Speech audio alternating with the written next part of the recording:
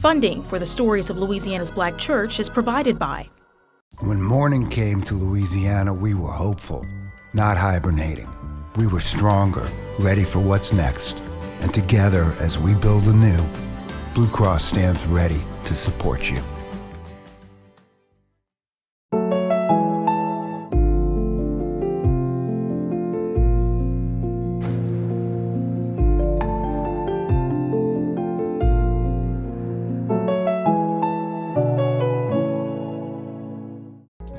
Hi, I'm Patrick, employee at ExxonMobil and pastor of Believers Assembly of Baton Rouge. I'm so glad ExxonMobil is sponsoring the Louisiana Black Church on LPB, and I hope you enjoy watching it. And by CSRS, building stronger, smarter communities together.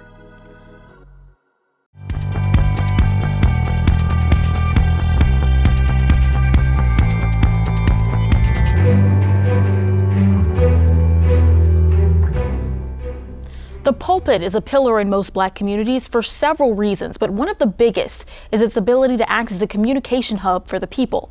In the civil rights era, that was crucial. Tonight, as we continue our Louisiana Black Churches special, we explore how the church was a big part of that movement. They want to throw white children and colored children into the melting pot of integration. For Black residents in rural St. Francisville, cross burnings were normal in the 60s. It was a polarizing time full of anger and fear. This church, the Pleasant Green Baptist Church, is Vincent Smith's mirror into that past. Like this building, Vincent was once a victim of white supremacy, but you wouldn't know it by looking at either of them. So, does this bring back memories standing right here? Oh yeah, well, it wasn't none of this year, but I can remember this was a little white wooden church. We shall overcome. We shall overcome. The decision to fight for the rights of Black people during the civil rights movement cost Vincent. For nights, he endured burning crosses on his front lawn and gunshots into his home. And in 1963, his church was bombed. So it was a very difficult life. You kind of knew that these white people were mean and vicious. The police would club you if you was caught being out of line. You tried to have the least amount of contact with whites as you possibly could. In West Feliciana parish, where Vincent lives, people of color didn't have any power. A lot of them were sharecroppers and couldn't own land. And under the Jim Crow laws of the South, they had limited rights as citizens. Because when nobody in West Feliciana parish, Black, was registered could vote. But where could they go to get out of the situation? They could try organizing meetings at a house, but that might get them or a family member shot, or their house burned down. Not to mention this. The latter mongrel class of people, those races will be destroyed in such a movement. What was the alternative? A church in the old days was the pillar of communication. You go to the church, we didn't have television. So if something happened in the community, when somebody hear about it, they go to the church and ring the bell. At any given time during the week, you were apt to find more Black people at the church than at any other spot in West Feliciana Parish. That was true of Black churches across the state, including Mount Zion First Baptist Church in Baton Rouge. That's where you hold your meetings. That's where school is taught.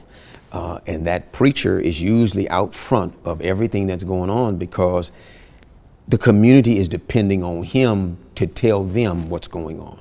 Mount Zion's pastor, T.J. Jemison, like many Black pastors in Louisiana, was one of the most educated and well-connected to people in the Black community. So in 1953, when he organized a widespread bus boycott, the Black community followed his lead. And this effort in Baton Rouge became the templates for the Montgomery one because they set up several things. They didn't achieve as much as they should have or could have in Baton Rouge because basically they were just trying to get better seating. The same thing with Dr. King in Montgomery. Bus boycotts and other acts of nonviolent protests spread across not just the South, but all over Louisiana. In 1962, in West Feliciana Parish, Vincent's father opened the door to 2 lawyers. They were there to get us to register to vote. They say the civil rights had been passed. Geronimo told my dad, get 6 or 7 men, preachers, deacons that you can trust, that can keep their mouth closed. These men Vincent's dad recruited were mainly men of the church, so naturally the meeting place would end up being a sanctuary. It took from March of 1962 until July, I believe, of 1963 to really get enough people to have a meeting. It started at Pleasant Green Baptist Church because the pastor of that church and the deacons were the only ones would agree to have it at the church. They were just scared, simple as that. Vincent's father quietly began recruiting people in the community to come to voter registration meetings where they could learn how to vote. Yeah, you kind of had a poll tax that you had to pay, which was a system they devised to try to keep you from voting. Secrecy was of the utmost importance, but it was almost impossible to achieve. Now, how it got out, it was a Judas in the bunch, I reckon, like when Jesus Christ. White people knew they needed to get rid of this communication hub, so they tried to bomb the church. Or they blew a hole in that wall from here to that wall. After that, participation in the meetings dropped. Yeah, they're just simply scared. You know, this is something altogether new to black people. And then all the threats come out, and that scared people. Vincent's dad moved them to this Mason's Lodge, and that's where everything would continue until October 1963, election year. We used to have like 100 people at a meeting. But when we got ready to go and vote on October 17, we have a 41. The deed was done, not to the extent they'd hoped, but it was still done.